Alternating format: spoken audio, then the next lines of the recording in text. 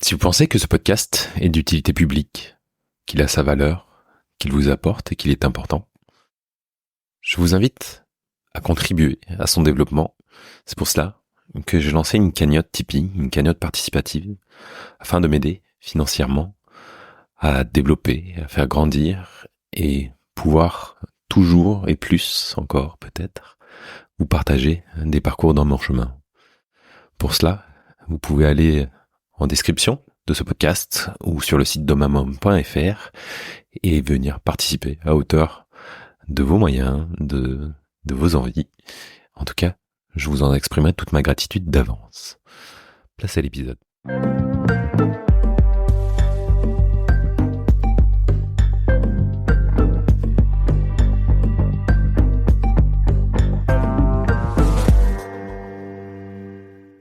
En parallèle des épisodes classiques de Dom à Homme qui paraissent tous les 15 jours, je vais vous proposer une série de témoignages d'hommes que j'accompagne en cercle de parole et d'écoute. L'idée est de découvrir une part de qui ils sont, de comprendre pourquoi ils se sont dirigés vers ces espaces et ce que cela leur a apporté. Alors bienvenue au cœur du cercle, bonne écoute.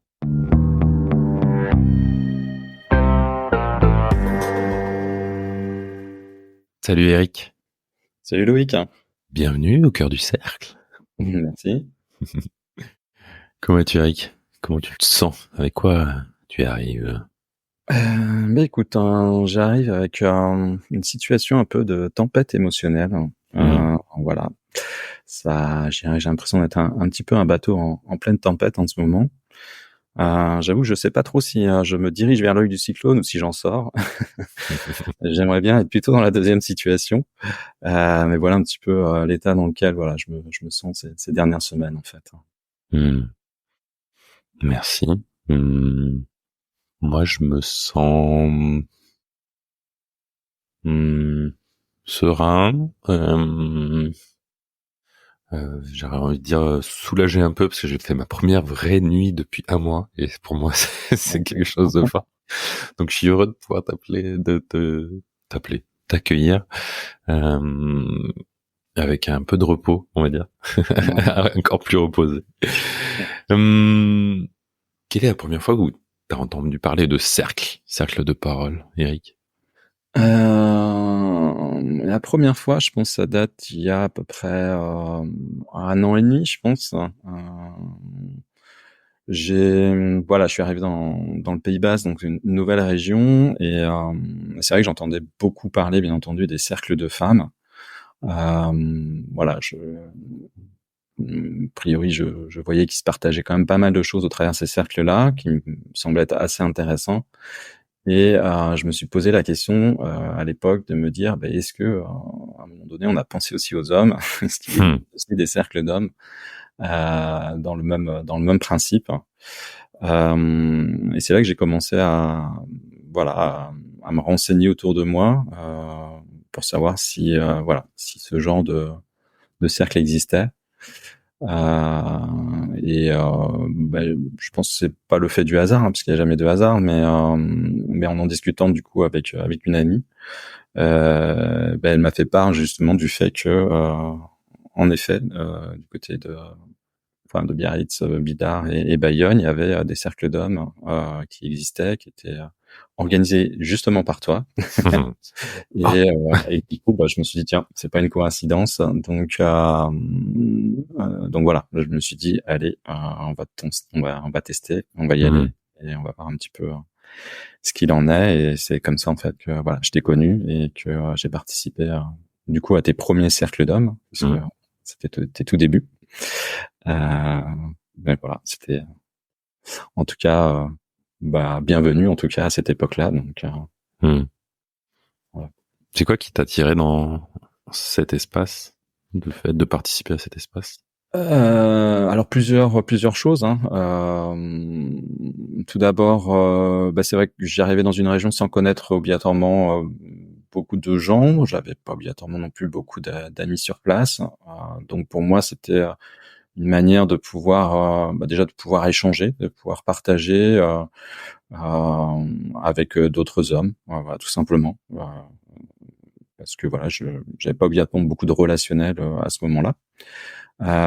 J'avais aussi cette envie parce que en arrivant dans la région du Pays Basque, c'est vrai que je me suis un peu reconverti dans un métier du bien-être et du coup j'ai beaucoup rencontré on va dire des personnes plutôt de gente féminine et j'avais, je pense, besoin aussi d'échanger avec voilà des personnes de la gente masculine et j'avais, je pense aussi besoin de rencontrer des hommes qui étaient on va dire dans un cheminement, dans une remise en question, dans une volonté en fait de s'ouvrir, peut-être tout simplement parce que j'étais moi cette période-là dans ce chemin-là, Hmm. et j'avais, je pense, besoin de partager et d'échanger avec d'autres hommes à ce sujet, voilà, et de pouvoir du coup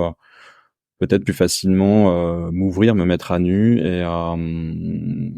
et le faire dans un cercle plutôt que de le faire dans un cercle féminin, mais le faire dans un cercle masculin, puisque j'ai toujours l'impression qu'il y a plus facilement des échanges avec les femmes en Hmm. termes d'ouverture sur notre sensibilité et parfois plus de difficultés avec les hommes. Voilà, peut-être par pudeur masculine, on va dire. Et donc voilà, j'avais du coup cette envie aussi de rencontrer des hommes qui étaient dans cette volonté entre guillemets de s'ouvrir et, et de montrer un peu leur vulnérabilité, voilà, tout Hmm. simplement. Cette vulnérabilité, ça a été comment pour toi, justement, d'aller la contacter et est-ce que tu t'en souviens avant d'aller à ce premier cercle?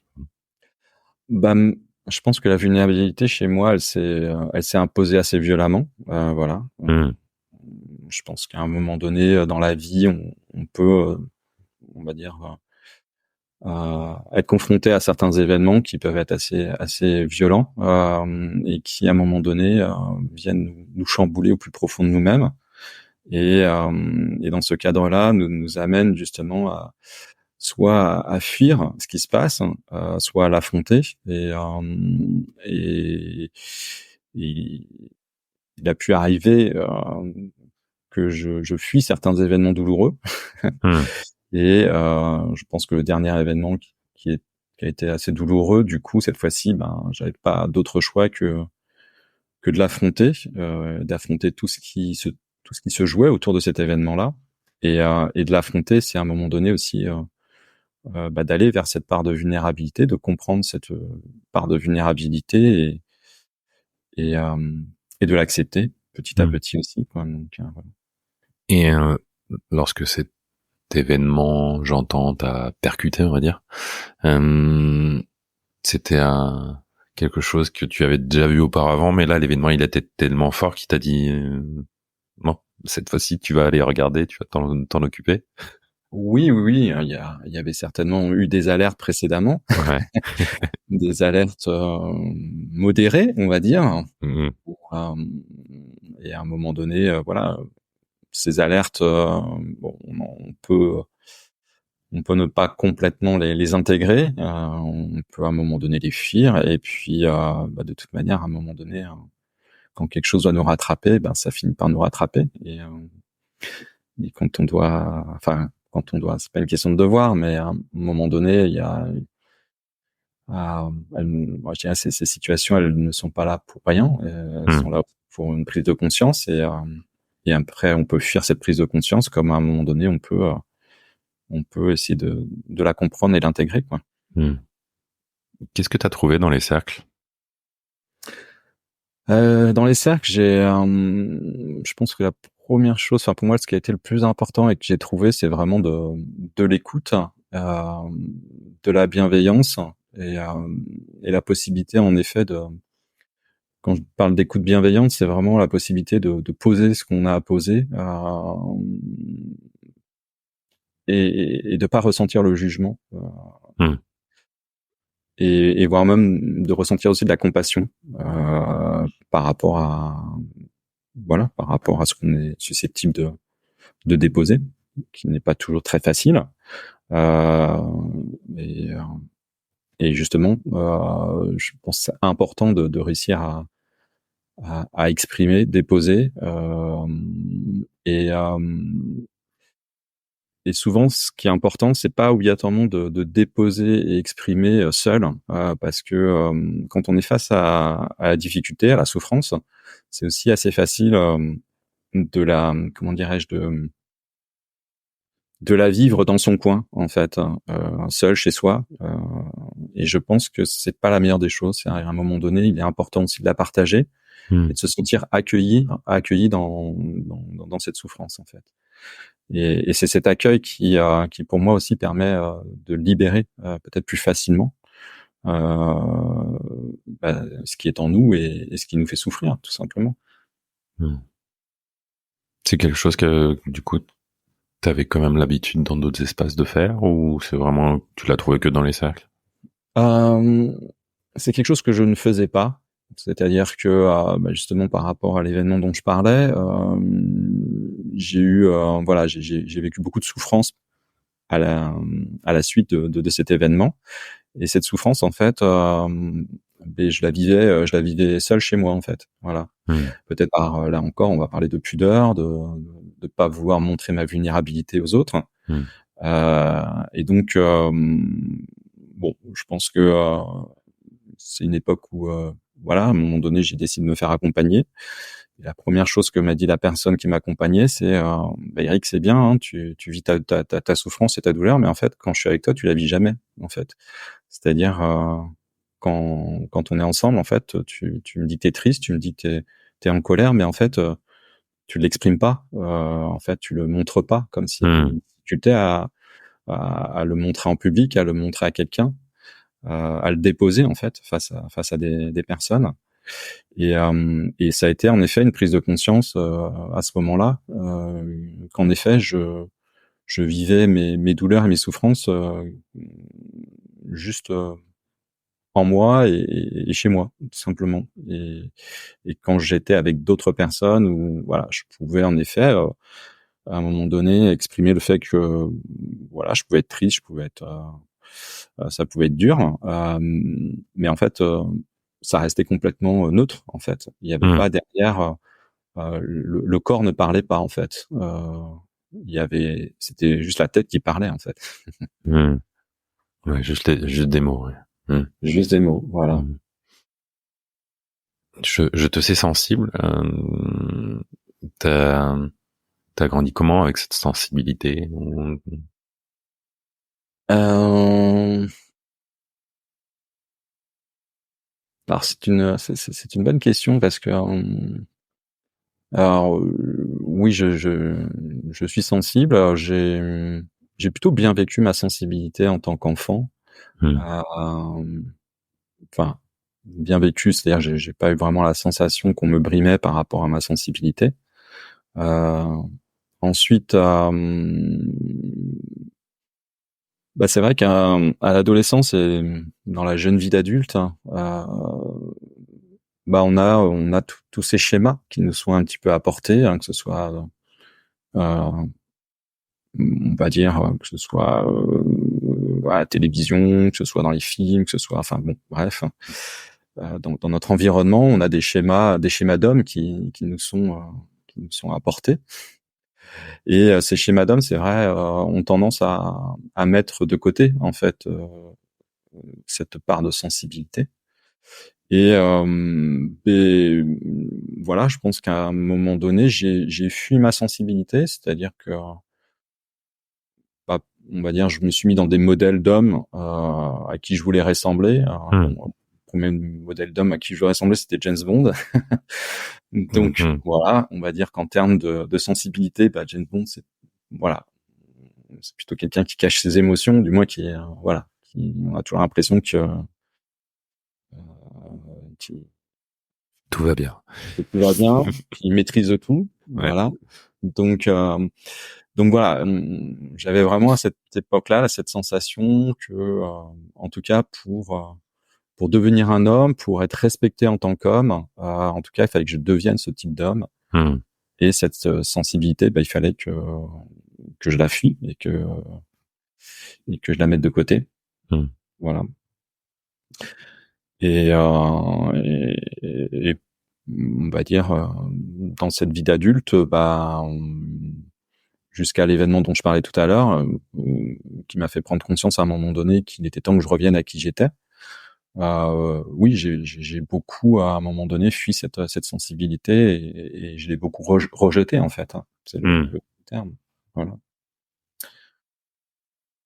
Alors c'est vrai que je voulais aussi faire un petit point parce que et c'est bien que tu l'aies dit comme ça parce que tu disais que enfin tu as présenté ça comme enfin voilà comme une sensibilité, je dirais une forte sensibilité. J'aime pas trop le terme hypersensibilité Mmh. parce que pour le terme hyper, il y a toujours le trop en fait, hein, Ouais. comme Mmh. hyperactif, comme voilà. Et ce terme hypersensibilité, moi je trouve pas adapté. Je pense qu'on peut avoir une sensibilité, on peut avoir une forte sensibilité. Je suis pas trop pour le terme hypersensibilité. Et après, je pense qu'il y a aussi une autre chose sur lequel il faut, enfin, qu'il est important de prendre en considération, c'est qu'on peut avoir aussi ce qu'on appelle, pour moi, une hyper réactivité aussi. C'est-à-dire qu'on a tous nos blessures d'enfants, et parfois dans notre façon d'agir, on peut agir de manière réactive.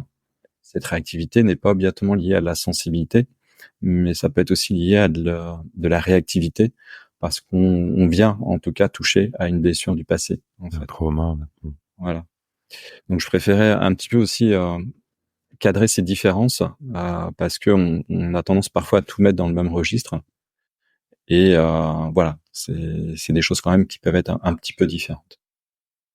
Et donc j'entends que c'est cet événement qui, on va dire, t'a fait prendre conscience ou en tout cas regarder un peu plus cette sensibilité. Il y a d'autres événements ou d'autres pratiques, d'autres choses, d'autres comportements qui t'ont amené à peut-être à le, alors j'ai pas envie de dire de l'entretenir, mais à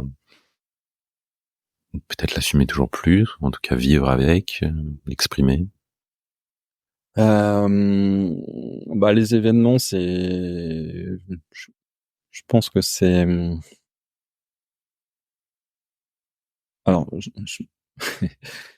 la spiritualité a toujours frappé à ma porte depuis très jeune. Alors, spiritualité, euh, voilà, là aussi, on peut y mettre beaucoup de choses. Hein, donc, euh, mais je pense oui que cette sensibilité, elle, elle interagit à plusieurs niveaux et euh, et que du coup, voilà, il y a eu aussi un moment donné par rapport à ma fuite de ma sensibilité, une fuite aussi de cette sensibilité. Euh, et de une certaine fuite aussi de ma spiritualité, tout simplement. Et, et aujourd'hui, d'accepter ma sensibilité, c'est bien entendu d'accepter ma sensibilité dans mon quotidien, euh, mais du coup, c'est aussi d'accepter ma spiritualité. Voilà. Hmm. Je pense que les deux se sont réunis et se sont réconciliés, on va dire. Euh, et, euh, et c'est vrai qu'aujourd'hui, à travers cette sensibilité, à travers, je pense, ma démarche de développement personnel, qui est aussi une démarche de développement spirituel. Voilà, je, je développe et j'accueille un peu plus encore ma sensibilité aujourd'hui, quoi. Donc, voilà. Ça se traduit comment au quotidien? Au quotidien, c'est en plus par rapport à l'activité dans laquelle je me suis lancé, c'est d'être beaucoup plus on va dire, en réception et en ressenti de son corps, de ce que de ce qu'exprime le corps, beaucoup plus en réceptivité de mon environnement, de de l'observation de mon environnement, de ce que l'observation de mon environnement m'apporte en termes d'informations, en termes de sensations. Euh, euh, et puis, ça passe aussi par par des moments d'introspection. Donc, je pense que la méditation en fait partie. Euh, pour à un moment donné, développer beaucoup plus.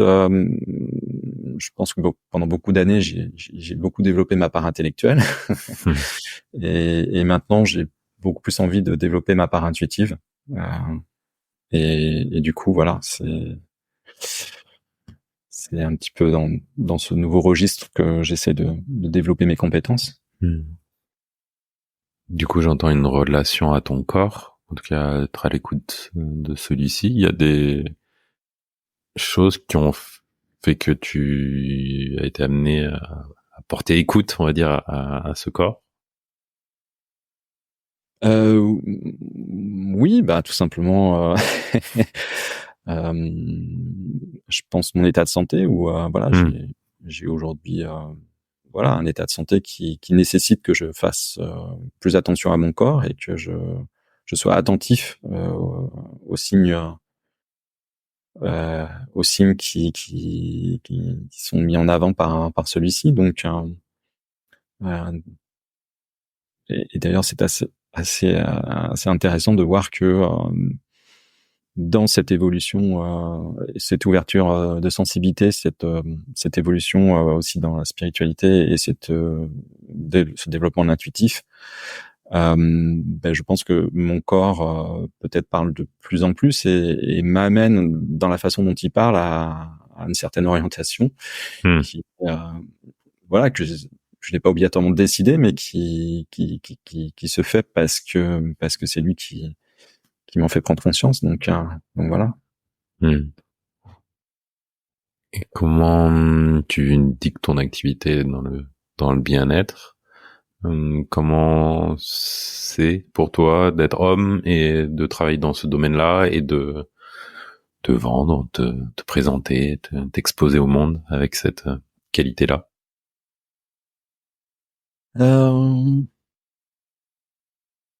C'est pas toujours facile de se présenter en tant qu'homme dans le bien-être.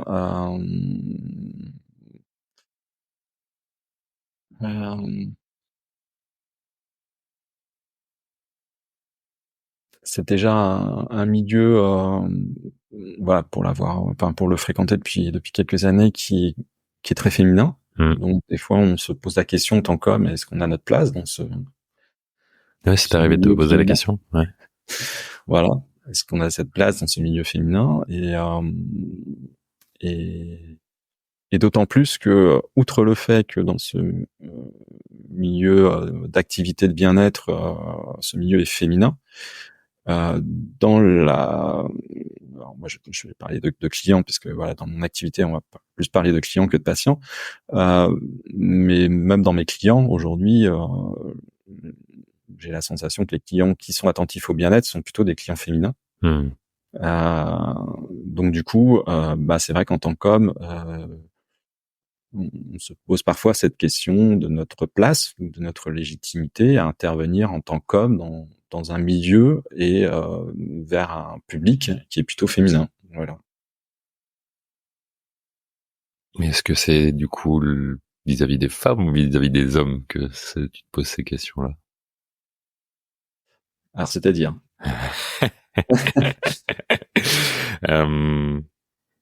Sur ta question de ta place, c'est vis-à-vis du public féminin ou du public masculin ou en général? je pense que ma place elle est plutôt générale aujourd'hui. Générale parce que voilà parce que mon changement de vie est assez récent. Enfin, mon changement de vie professionnel déjà. Mon changement de vie spirituel, bon, je dirais qu'il a été entamé depuis un petit moment, mais bon, voilà, ça reste quand même, euh, on va dire, un ensemble qui pour moi est assez récent et qui me pose, voilà, qui me pose aussi, peut-être par humilité, le questionnement d'une certaine forme de légitimité dans tout ça, en fait, dans cette appartenance. Juste, est-ce peut-être en un mot ou deux mots, tu peux nous dire ce que tu fais en fait, peut-être dans ton activité et comment tu te sens en fait dans cette activité quand t'es dans quand tu la pratiques, quand voilà, Ouais. pour le coup, comment tu te sens? Oui, alors bon, aujourd'hui, moi, je me voilà, je me présente comme thérapeute des habitats et des lieux de vie. Mmh. Donc, euh, donc globalement, enfin, pour mettre des mots dessus, peut-être les gens seront plus au fait quand je vais parler de géobiologie ou de feng shui. Mmh. Voilà que je pratique au travers des habitats. Bon, c'est vrai que aujourd'hui voilà, je travaille principalement sur le feng shui. J'apporte aussi un complément sur la géobiologie, mais c'est vrai que je suis plutôt aujourd'hui sur une démarche voilà, portée vers le feng shui. Alors voilà, pour les gens qui connaissent pas, donc le feng shui c'est un petit peu une discipline, bon, une discipline un peu ancestrale, hein, une discipline chinoise qui consiste en fait à harmoniser et optimiser et rendre un peu plus fluide les énergies au travers de justement des lieux d'habitation ou des lieux de vie, voilà, au sens général, hein, puisque on peut intervenir à la fois bien entendu sur des habitations comme sur des, on va dire dans le micro comme dans le macro, hein, on peut aller du bureau à la maison jusqu'à même au développement d'un quartier, hein. Enfin voilà, ça Mmh. peut être très très vaste, hein, globalement. Et c'est vrai que pour moi, c'est bon. Déjà, c'est un appel. Hein, je pense que depuis l'enfance, j'ai toujours une certaine sensibilité aux habitations. Enfin, moi, je les voyais un petit peu comme des êtres vivants, comme Ouais. bah, tu vois, comme les enfants quand ils font des dessins, Mmh. les dessins de maison. En général, ils mettent deux petites fenêtres là, comme les yeux, la porte comme la bouche, et puis le toit comme la tête. Bah, enfin, je trouve que c'est intéressant. Je trouve que les enfants ont cette sensibilité, en tout cas déjà enfants, de ce que leur apporte leur habitation, et que leur habitation c'est un endroit protecteur, donc voilà. Mmh. Et puis voilà, j'ai aussi une sensibilité toujours à l'architecture, bon, même si j'ai pas pu en faire mon métier pour voilà, plein de raisons, mais en tout cas j'ai toujours une certaine sensibilité à la maison, son environnement, son intérieur, enfin voilà. En tout cas, c'est quelque chose qui m'a toujours parlé. Et le feng shui est arrivé dans ma vie il y a une dizaine d'années, enfin voilà, un peu plus d'une dizaine d'années.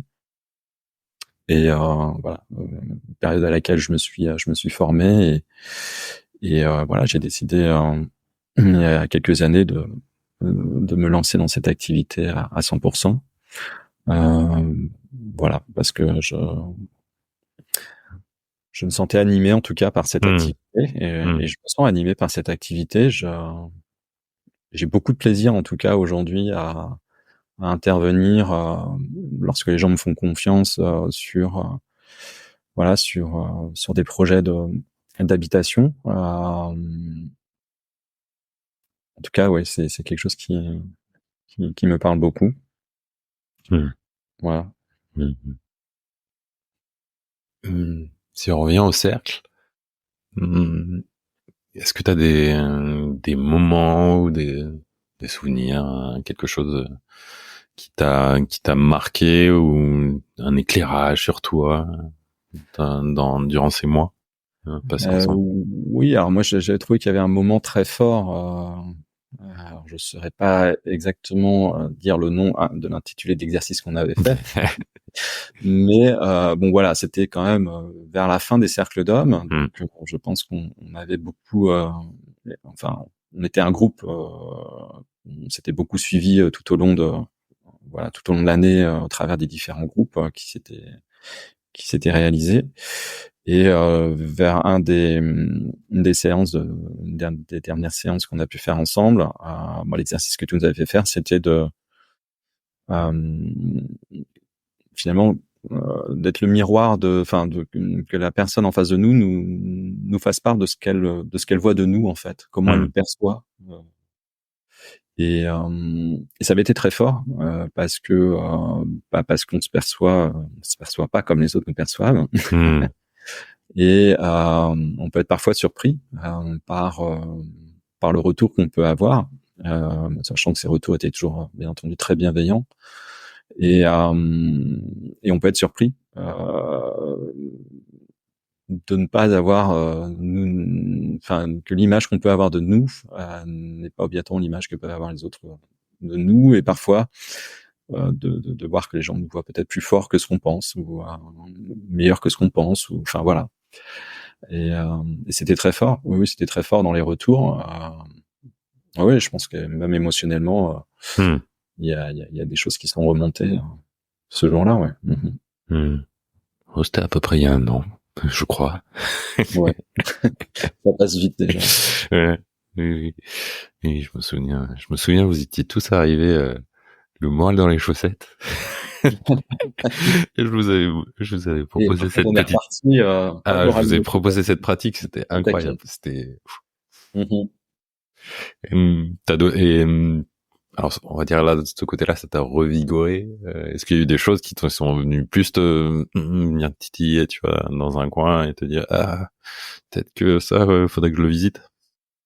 Oui, bah, de toute façon, il y a eu un exercice en particulier qui a été très compliqué pour moi. On en avait d'ailleurs parlé à l'extérieur du cercle.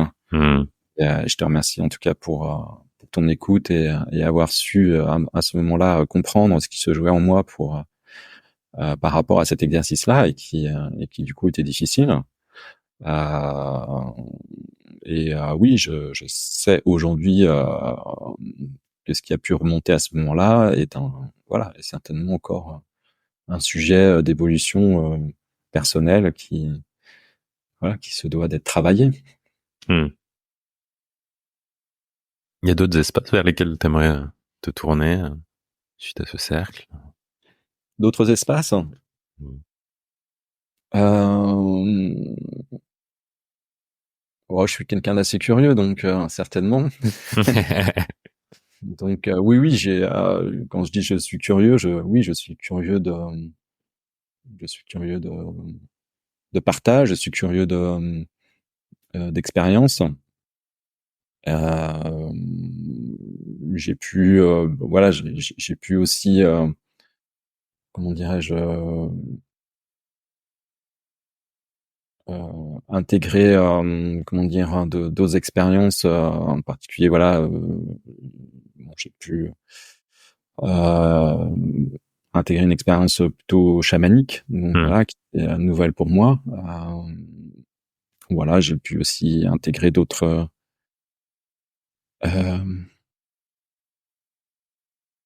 on va dire d'autres journées de comment on appelle ça, j'ai oublié le mot, il y a collectif dedans, mais intelligence collective, constellation familiale. Oui, constellation familiale, on va dire, ou constellation collective. Enfin voilà, ce genre en effet, d'expériences aussi différentes, qui d'ailleurs en général sont, sauf sur l'expérience chamanique, c'était, on va dire, assez équilibré en termes de masculin, féminin. Sur les constellations collectives, c'est plus féminin. Bon, le seul homme. Tu te sens frustré des fois? Ou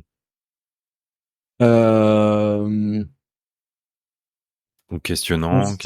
Frustré, je suis pas obligatoirement frustré. Après, c'est vrai que ça m'interpelle. Ça m'interpelle en me disant, est-ce que j'ai ma place dans ce cercle finalement? Est-ce que je suis pas en train de faire quelque chose de féminin finalement, qui va me faire encore plus aller vers mon yin et pas assez vers mon yang?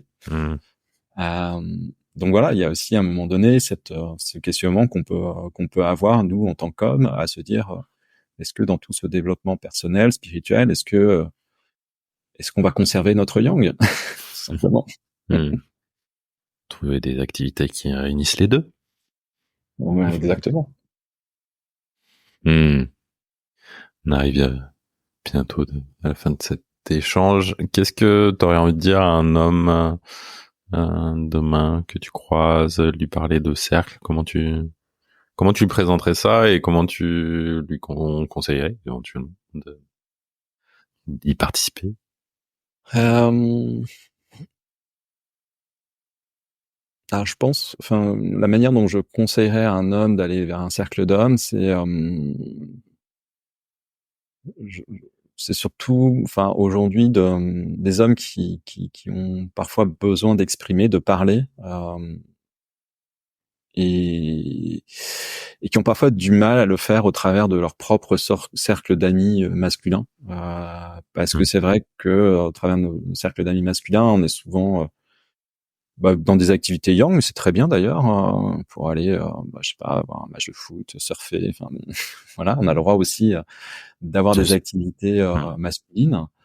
Et parfois, c'est vrai que dans ces activités, la place pour la discussion profonde, elle est peut-être pas toujours facile, voilà. Et peut-être, en effet, aujourd'hui, un certain nombre d'hommes aimeraient pouvoir déposer, échanger, parler de voilà d'expériences qui leur appartiennent ou de difficultés qui leur appartiennent et voilà et qui n'ont pas obligatoirement cette possibilité de le faire facilement. Et je pense qu'aujourd'hui, un cercle d'hommes, c'est vraiment un endroit tout à fait adapté à échanger, à déposer, euh, à entendre aussi, puisque je trouve qu'il y a une grosse part du cercle d'hommes qui se fait aussi par l'écoute et l'écoute déjà apporte énormément de réponses. C'est-à-dire que c'est pas obligatoirement en parlant qu'on a les réponses, hein. C'est parfois simplement en écoutant les autres qu'on a des réponses à nos propres questionnements. Donc voilà, c'est ce que je trouve intéressant en tout cas dans un cercle d'hommes. Est-ce que tu veux nous partager un dernier mot? Euh, que j'ai un dernier mot à partager. Une réflexion, une citation. Alors citation. Ou une petite leçon dernièrement que t'as appris ou un truc un peu. C'est en mode tiens, waouh, ouais, c'est vrai que ça me Non, parle. peut-être que ce que je mettrais en avant, c'est qu'aujourd'hui, par rapport à justement à mon activité, mon métier, je suis un, je, je sens que en fait l'homme parfois se détourne et se détache un peu de ce que son environnement direct peut lui apporter, en particulier son lieu de vie, son lieu de travail. Oublie en fait que cet environnement est important et peut aujourd'hui lui apporter en apaisement, en ressourcement et ainsi de suite. Et, et aussi que voilà, pour moi, un lieu de vie doit pas être uniquement dicté par une seule personne dans le couple. D'ailleurs, enfin, je pense que les deux doivent aujourd'hui se positionner et faire en sorte que l'environnement qui est le leur soit entre guillemets euh, Le reflet des deux personnes? pardon, Le reflet des deux personnes? le reflet de deux personnes et aussi à l'image des deux personnes et pas qu'à l'image d'une personne et j'ai parfois la sensation que en tout cas l'intérieur des habitations est parfois très très défini par une personne, voilà. Et parce que je pense que c'est important aussi de se sentir dans un environnement euh, qui en partie nous correspond et qui correspond aussi à l'énergie qui est la nôtre. Et voilà. Merci. Là, je me sens presque pointé du doigt, mais je me le pointe tout seul. Hein. mais non, mais t'es venu. Je me suis dit ouais. Bon, ça me parle. Merci Eric pour ce moment. Merci. Merci Loïc pour cet échange. C'était un plaisir. Merci pour ton témoignage et que ce soit sur les cercles ou ta vie d'homme, simplement ton cheminement. Et puis écoute, moi je te dis à bientôt pour un autre espace peut-être. Avec plaisir en tout cas. Allez, à bientôt Loïc. Bonne journée à toi. Ouais, bonne journée à toi aussi. Ouais. Ciao Eric. Ciao.